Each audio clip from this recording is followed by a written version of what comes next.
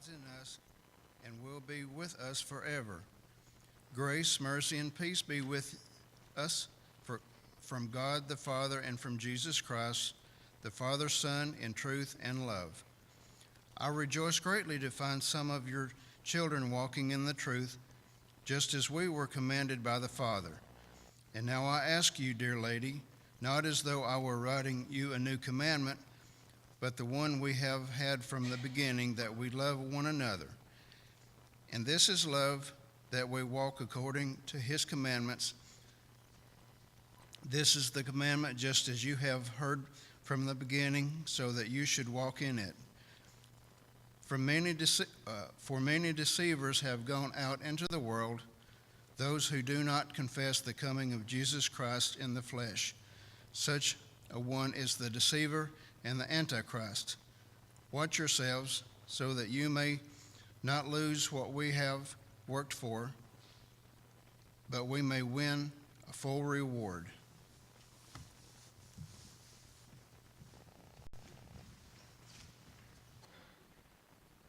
Good morning. There are about 9 sermons in those verses, and I'm not going to preach them all today, but we certainly are going to focus on the idea and the topic of love, Bible love.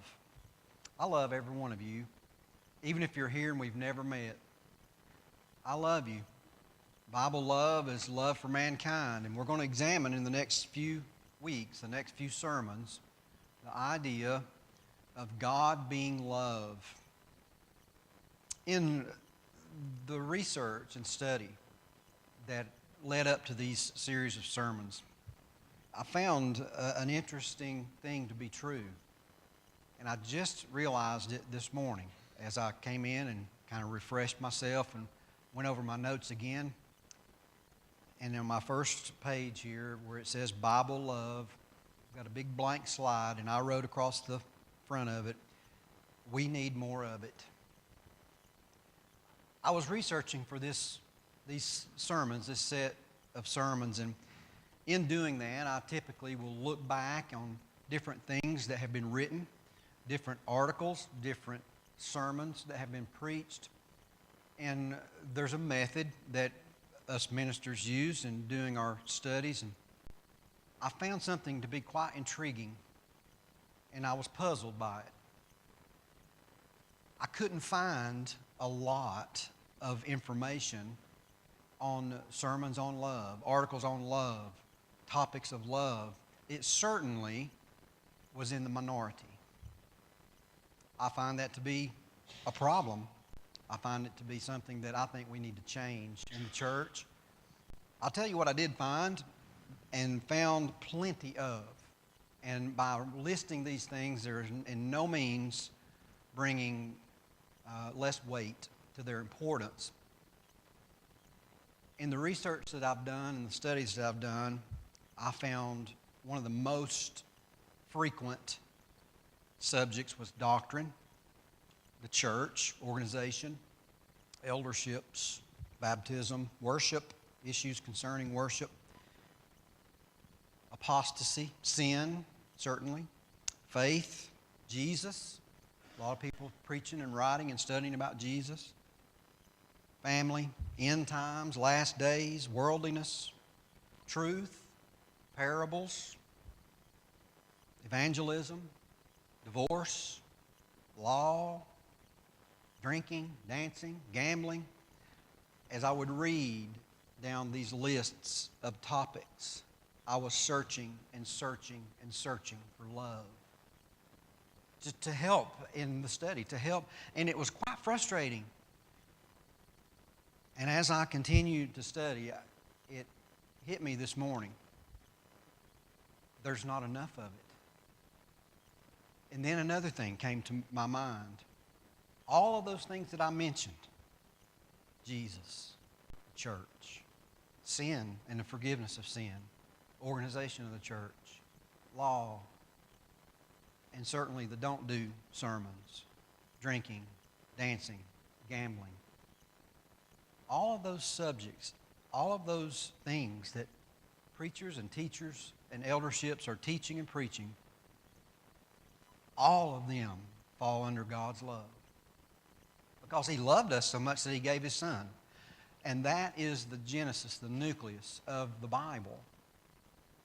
Bible love is demonstrated in that He gave His Son to die for us. In the passage that was just read, Bible love is demonstrated by the Christian in how we walk and how we love one another and how we treat one another. The greatest command, love the Lord thy God with all your heart, mind, and soul. And the second is just like it, that we love our neighbor as ourselves, and our neighbor can be a perfect stranger. Now, to preface this line of sermons and this set of sermons, I want to make something certainly clear. Not always, but I oftentimes fail at showing God's love. I do. And I know that you would probably think the same thing about yourself at times, but we're going to look this morning. It's First Principle Sunday, by the way. And the first principle is God's love and His love for us. I need to go forward, not backwards. When we look at the idea of Bible love, we see in 1 John chapter 4, verses 7 and 8, that the Bible tells us, "Beloved, let us love one another, for the love is of God." And when it says of God, it belongs to or is possessed by God. When we say the church of Christ, we're not naming a denomination. We are talking about a called out ecclesia of saved people that belong to Christ. For love is of God. It belongs to God. It originates with God. And everyone who loves is born of God and knows God. He who does not love does not know God, for God is love. When we see that and read that, we see characteristics of love bleeding off the page.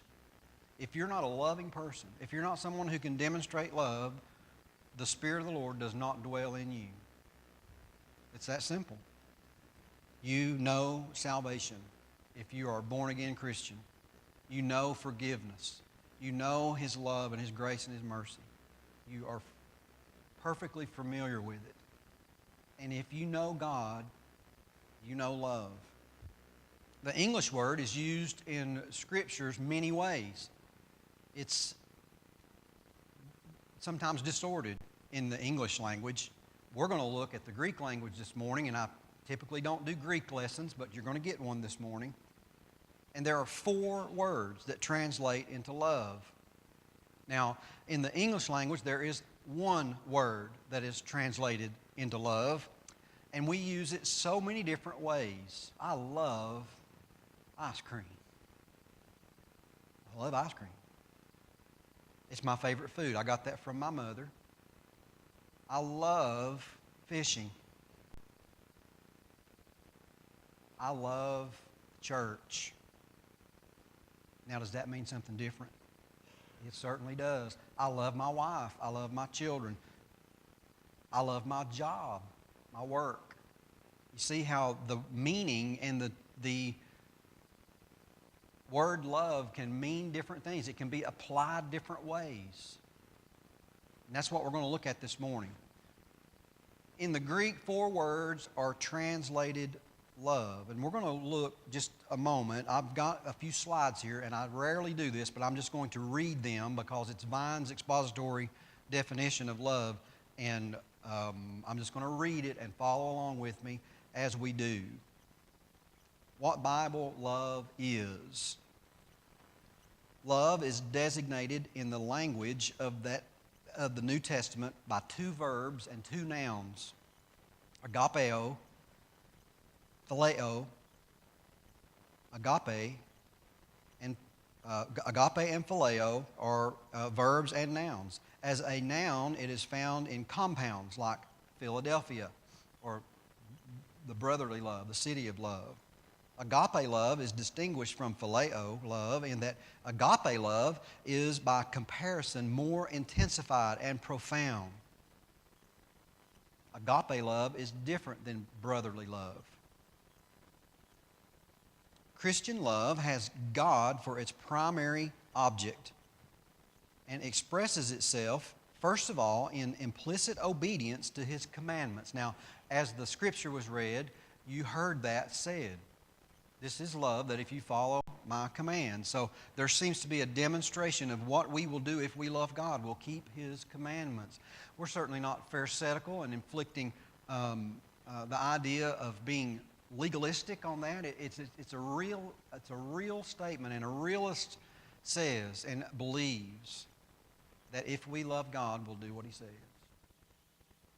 If our children betray our instruction, they have no desire to follow our rules, it shows they don't love us. If we don't show that we follow the commands of God, it demonstrates that we don't love Him. Christian love, whether exercised toward the brethren, toward men, generally is not an impulse from the feelings. It does not always run with natural inclinations, nor does it spend itself upon those for whom some affinity is discovered. Love seeks the welfare of all and works no ill towards any. Love seeks opportunity to do good to all men, especially those of the household of faith. Phileo love is distinguished from agapeo love in that phileo it more nearly represents tender love and affection. Now, we're going to look at the different love words in the Bible. And the different love words in the Greek are eros, storge, phileo, and agape. Those are 4 words for love in the Greek, and they mean 4 totally different things. When we look at the idea of love and Bible love, as we introduce a series in the season of love, it's necessary to understand what the word means and how it's used. Language is important. Words matter. They always have and they always will. The first one that we're going to look at is called eros. I'm not going to spend a lot of time on this. I leave this to the parents mostly, but we have the idea of romantic love. Now, in our nation, we celebrate Valentine's Day. It's a national holiday, and it is guided around the idea of eros love between a man and a woman. Did you know that word is not found in the New Testament? Now, it's where we get the word erotic, and the word is not in the New Testament, but the concept of it is found in the Bible, and the word is eros. And in Genesis chapter 2, verse 24, Jesus would refer to this in Matthew 19. He would refer back to Genesis 2:24. Therefore, a man shall leave his father and mother and be joined to his wife, and they shall become one flesh. The idea of a man and woman coming together and being in love with each other. And the eros word is used. I'm going to leave that there. And if you'd like to study more on that, we can do that. But that's one of the ways that it is expressed in Scripture. It's not found in the New Testament, but the idea of that is referenced by Christ in the context, by the way, of marriage. In the context of marriage. Eros is always in the context of marriage in Scripture, and it should stay there. Now, that's another sermon for another day, but certainly we see that. Storge.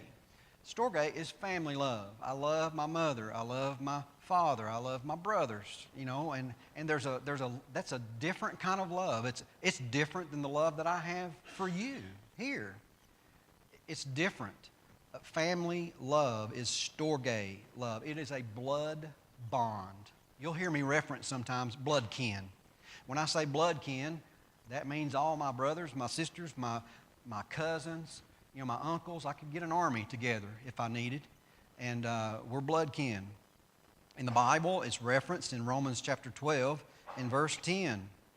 Be kindly affectionate one to another with brotherly love, in honor, giving preference to one another. 2 Timothy 3, verse 2 and 3, for men will be lovers of themselves, lovers of money, boasters, proud, blasphemers, disobedient to parents, unthankful, unholy, unloving, unforgiving, slanderers, without self-control, brutal, despisers of good.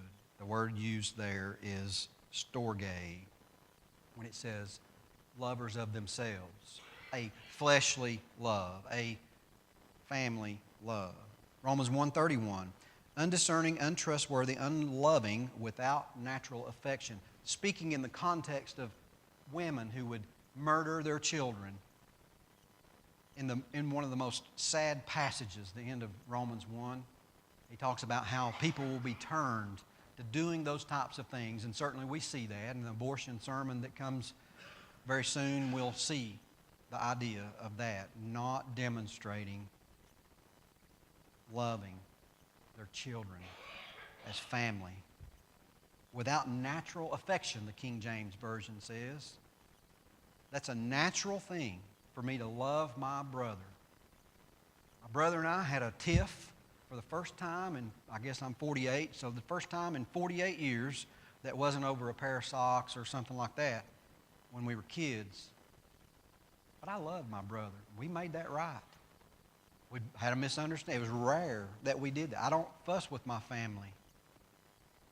And even if I did, even if I talked bad about my brother or my sister or my mother, you better not, right? My brother and my sisters and my mother and my dad and my cousins and my uncles, they have my back. And you feel the same way. I know you do. I can talk about my brother or my sister, but you can't. You know how that goes, right? Storge love is family love. And I love my family. Then we get to phileo love. This is friendship. You have people you work with, people that you associate with and that have become dear friends. Over the years, I've worked with hundreds of different people. And over periods of time, you grow to love those people. And it's an emotional idea. It's used 45 times in the New Testament. And we see that in the picture of John.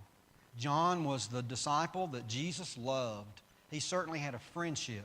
We see that in the picture of David and Jonathan, dear friends and loved ones. John chapter 20 and verse 2, then she ran and came to Simon Peter and to the other disciple whom Jesus loved and said to them, they've taken him away. They've taken away the Lord out of the tomb, and we do not know where they've laid him.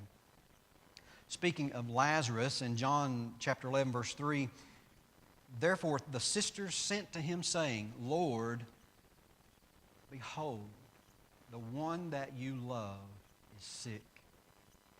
Lazarus was basically a family member that had grown up with Christ, and they were brothers and bound by phileo. James chapter 4 and verse 4, adulterers and adulteresses, do you not know that friendship with the world is enmity with God? And whoever wants to be a friend of the world makes himself an enemy of God. Phileo, loving, that bond, that love that you have with your friends and your loved ones. You can't have that with the world, folks. That's opposite or enmity or adverse, or you get the picture. That's opposite of God. We can't love the world. Then we get to agape love, which is the most common love in Scripture. 250 times this is referenced in the New Testament. Now, which do you think is more important?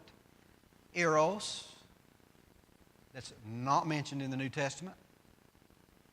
Phileo, just a few times. Storge, just a few times. Or agape, 250 times the word is used. I think I'm going to put more weight on agape love than anything else. And the idea of agape love is found when we will do anything for anyone at any time. And putting others first and not being selfish. When he talked about lovers of men, they will become lovers of man and lovers of themselves. He was talking about a different love, not agape. Doing what is best. Controlled by the will and by the mind. It is not controlled by anything else. John chapter 3 and verse 16, the Bible tells us about agape love. For God so agape. He so loved the world. He so put you first, with you in mind, and did this with you in the forefront of His mind. He so loved the world that He gave His Son. He did that because He loves you and puts you first. And we see a whole chapter, and I'm going to stay away from that now because I have a sermon built on that coming up. The love chapter in 1 Corinthians 13. I'm going to touch just a few items on that, but we'll certainly look at that deeper soon. There's a whole chapter dedicated to love. Agape love has two basic ideas: seeking man's highest good and treating man as God would. The golden rule: do unto others as you would have them do unto you. And seeking others first. You want a happy marriage? Put your spouse first before you. Remember now, at the beginning of the sermon, I said I often fail at these things and never take for granted that when I preach a sermon or when any preacher preaches a sermon that they have it together on those types of things. We're simply stressing what the Bible teaches. Treating man as God would. How would God treat Manson? How would God treat Dahmer? How would God treat Trump? How would God treat a Democrat or a Republican? How would God treat the murderer of your child? How would God treat the teacher that just wrote you an F? How would God treat a lawyer who tries to get your child or yourself thrown into prison? Putting others first. It's hard to do. It's hard to practice godly agape love. In agape, we see the willingness to seek others' will and well-being at the sacrifice of your own. That's the Jesus love that we see. That's the baptism love that we see. That's the church love that we see. That's the forgiveness love that we see. You see how all that wraps in? I couldn't find love in the Bible when I was looking for it because I was looking for it. When we see agape, we see a divine word that it has characteristics. It means certain things. It's a universal. We can agape anyone of any color or any nationality or any age. It's not received from everyone. And it doesn't depend on your worth, or shouldn't depend on your worth. Well, in the definition of the term, it doesn't depend on your worth. And it's patterned after God's love for you. He loves Warren Buffett just as much as he loves Tom Bowling. And I think those are about the most opposites you can get. God's love is patterned after the cross and what He did on that cross in giving Jesus for your sins. So how does it work? How do these love words work? How do they work? Well, with eros and with storge and with phileo, those first three that we talked about, those are based on feelings a lot of times. If you're a young girl or a young boy at Valentine's and in school, there's the quarterback, and I call it gaga. You're gaga over them, right? That's a feeling, an emotion. They're external conditions. That's how that works. And eros and agape, marriage, when we talk about marriage, and Jesus referenced this in Matthew 19, marriage that's based on strictly gaga or eros or attraction or feeling or emotion, if it's just based on that, it's certain to fail. I used to say, that goes away. I don't believe that anymore. I think the more you work on it, the less that it goes away.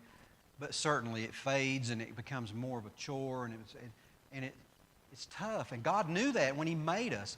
But see, if you have agape added to that, if you put your spouse first, if you have their well-being in mind, if you are 100% committed to their happiness and their well-being instead of your own, and you mix that with, that is a happy marriage. I reference you to Ephesians chapter 5, verse 25. Husbands, agape your wives, as Christ loved the church and gave himself for it. That's putting yourself second and your spouse first. Verse 28, so husbands ought to love their own wives as their own bodies. He who loves his wife loves himself. As we look at how love works in storge and agape, family, natural affections, that's going to die. That's going to go away. As I was looking back over this week and this morning, I find that to be true. I don't love my brothers and sisters less, do I? It's been a while since we've been together. Rollingbrook seems like so long ago.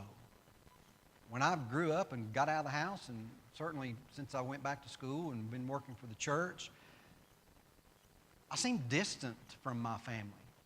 And that fades. That brotherly, sisterly bond gets weaker, I guess, or it's not quite as strong. That natural affection for it goes away. Agape love lasts forever. It holds. Agape love holds together. It's a bond. As we see how love works, we see phileo and agape. Friends, best friends, sometimes become enemies.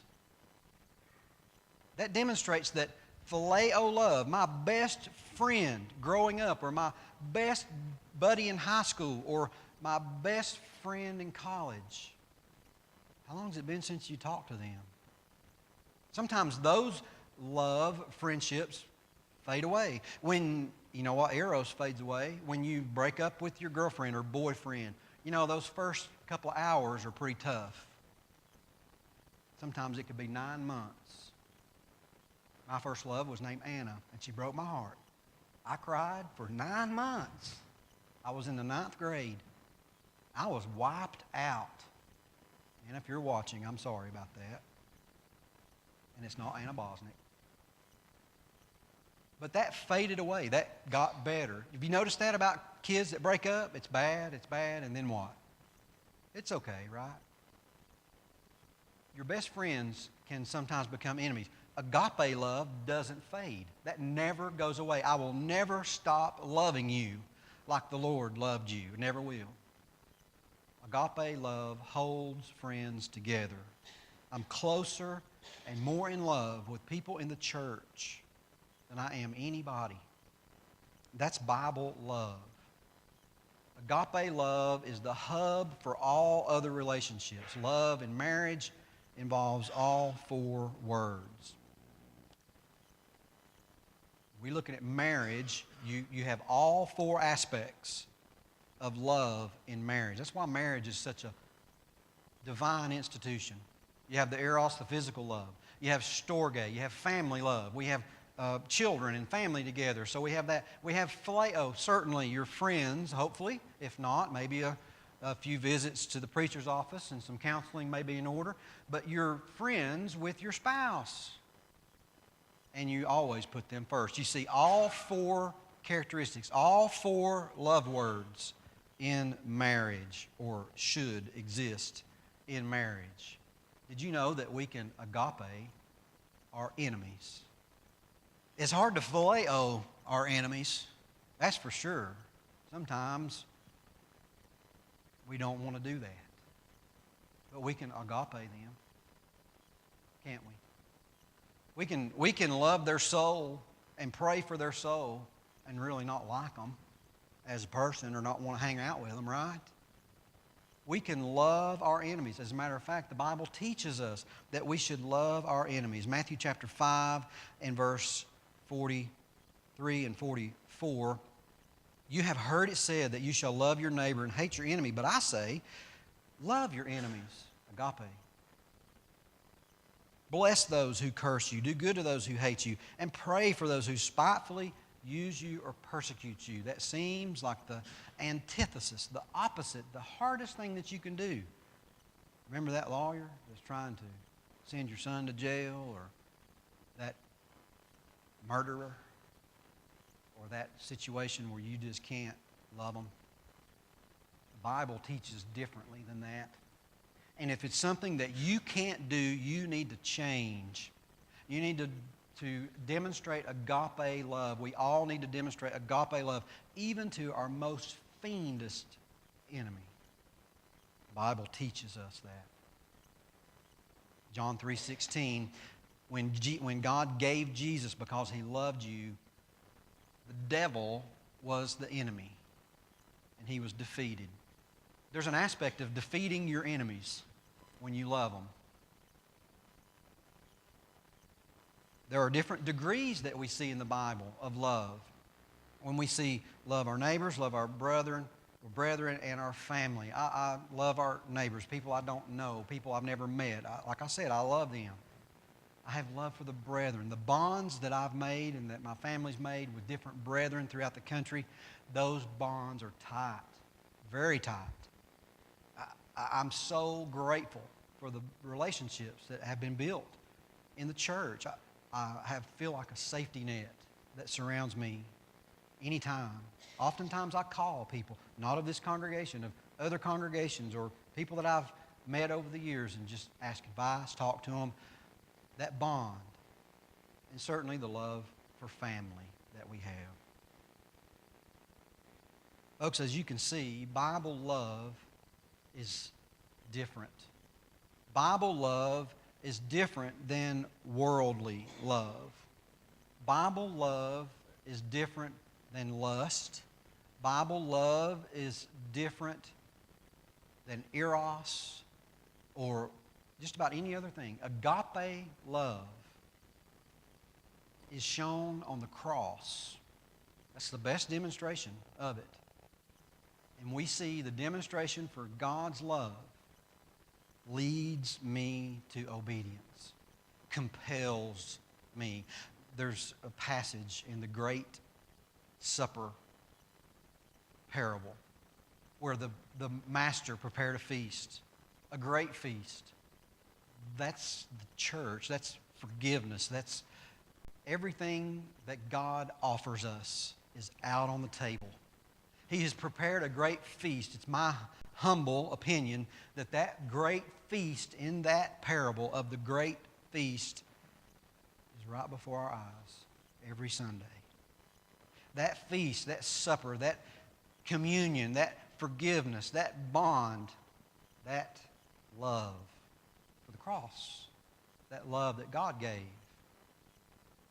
is shown every week when we take communion and we come to the supper. Because He says, offer it, and no one came. And then He says, go out into the alleys, into the streets, into the highways. That's evangelism, by the way.